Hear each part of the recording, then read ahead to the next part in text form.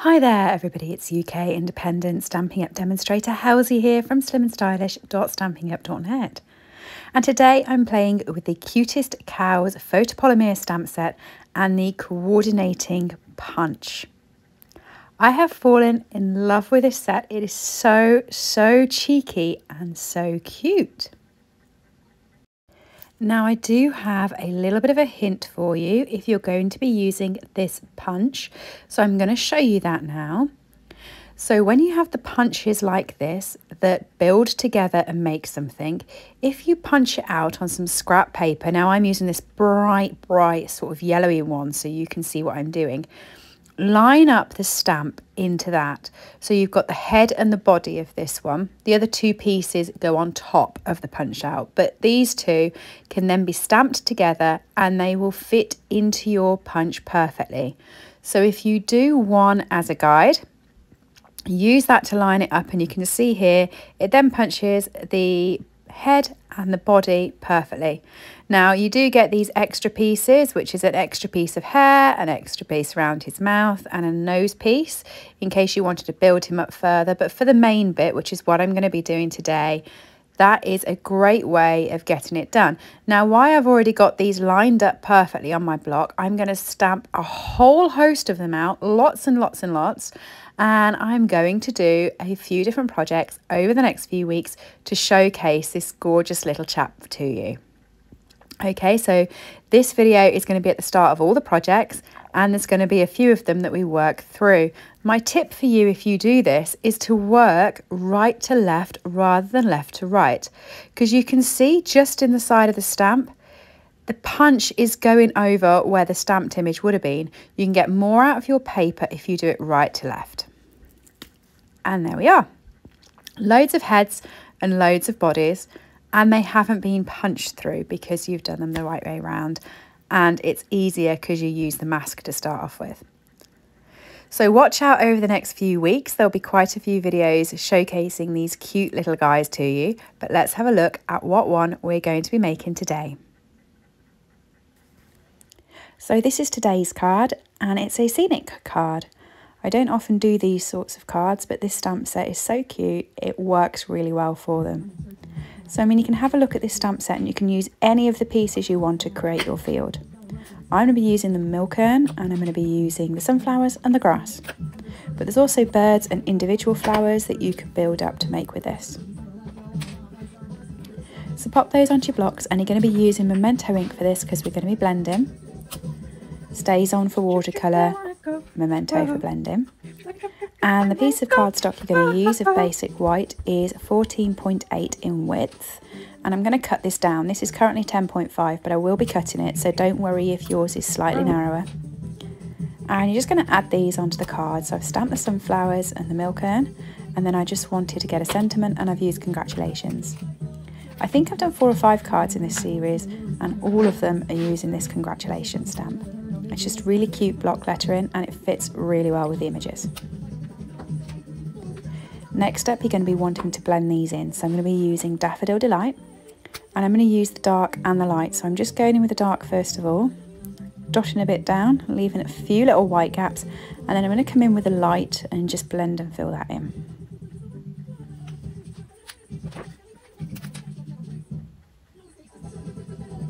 Now these are quite fine at the end of the sunflower, so just keep pushing that colour into the tips, and I'd use the bullet end as it's a little bit easier to manage.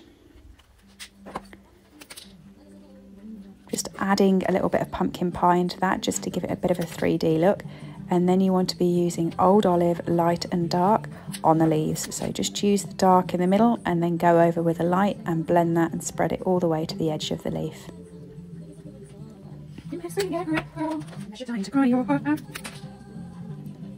Just coming over with the dark just to add a little bit more definition back in the middle again after using the light, and then you want to go onto the milk urn. We're going to be using light and dark smoky slate here, and when you're using the milk urn, it's got shading already on. So Stampin' Up are really good at this. Their stamps have shading where you need to colour. So if you've never coloured before, it's your first time using alcohol markers, it's really easy to see where you need to apply the dark and then work the light in. So I've also used soft sea foam there on the label and Daffodil Delight just to give it a little bit of a ribbon round so it looks like it comes from the yellow farm that the sunflowers come from. Now you're going to be colouring in Daisy. I'm using wild wheat here on her spots and on her hair and in the middle of her ears just to give her some shading, and then light and dark crumb cake. So dark crumb cake on her hoofs and her tail and light crumb cake to build it all in and spread it all around.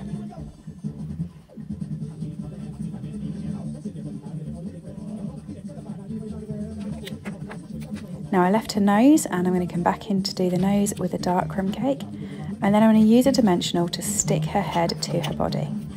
Now I apply the dimensional underneath the body and stick the head on top, and that way you can make sure that you've got the head in the right position, and I like to put it off to a tilt so she looks quizzical. I've actually put it off to the same tilt for all of my cards. I did think to myself partway through, you should perhaps have one with her looking straight or looking properly, but I like her with her head at the side, so that's how I've decided to do it. As I said, I've cut this down.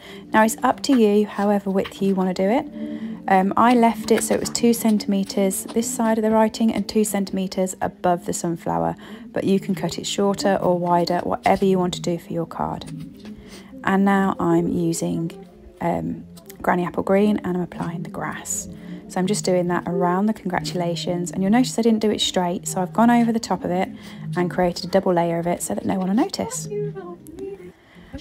Blending brushes then, I'm using the same colour and I'm going to be using one of my blending brushes, and I've got a piece of scrap. I'm starting on the scrap so that the messy bit, that's where the main part of the ink saturates, is on the scrap, and then working it into the card. And then all I need to do is stick Daisy down. Now I didn't want to stick this straight onto a card base like this.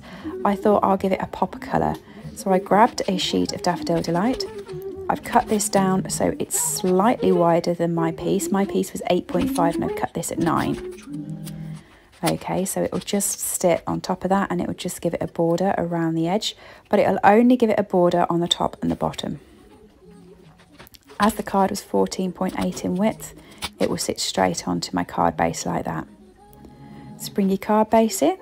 This is a piece of A4 cut in half and scored in half to create an A6 card, and stick your card panel on top.